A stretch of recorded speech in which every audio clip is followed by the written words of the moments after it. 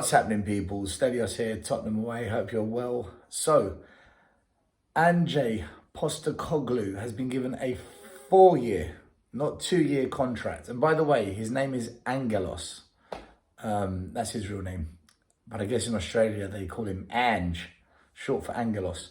But anyway, regardless, yesterday on social media, on our Monday night podcast show on YouTube, I said, how can you go into a long-term project or seriously rebuild the team, which is what we desperately all want to see, by giving the new manager only 2 years?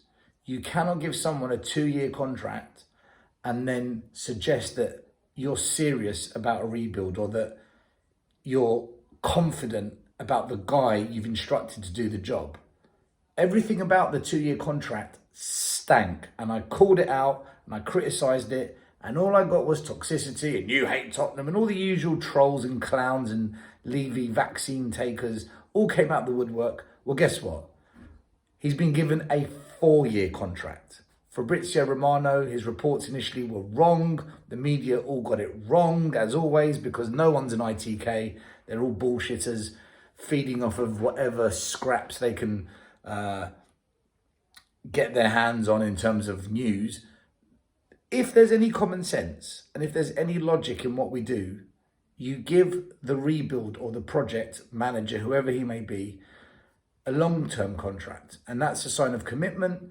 It's a sign that you actually want to have a longer-term view on where you want to take the football team.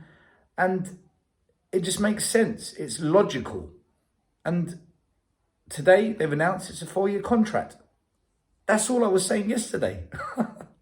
It looks like the club actually got the message. Well, they didn't listen to what I said. They had the common sense to actually give him a long-term contract, because maybe we are going to rebuild. Let's wait and see. For me, the proof is in the pudding, which means let's see which players are actually removed from the club this summer and which players come in. I'm more concerned about the players that leave, because if we start next season with Dyers and Longaps and Sanchez and Sessegnons and Ben Davies and all these players, forget it. Just write off the season. It's going to be a disaster. It will not work with those players. 1 or 2, maybe, if we're lucky. But we all know we need a new defence. We need some diversity in that midfield. We need some players that are a bit more creative and players that are genuine box-to-box players.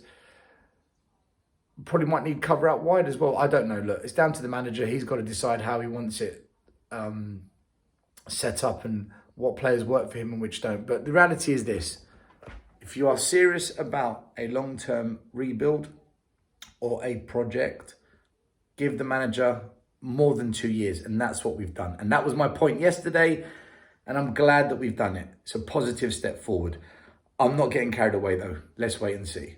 So to all of you that called me toxic and all those other wonderful things yesterday for criticising a 2-year contract, you are in the mud again. And on that note, come on, Ange.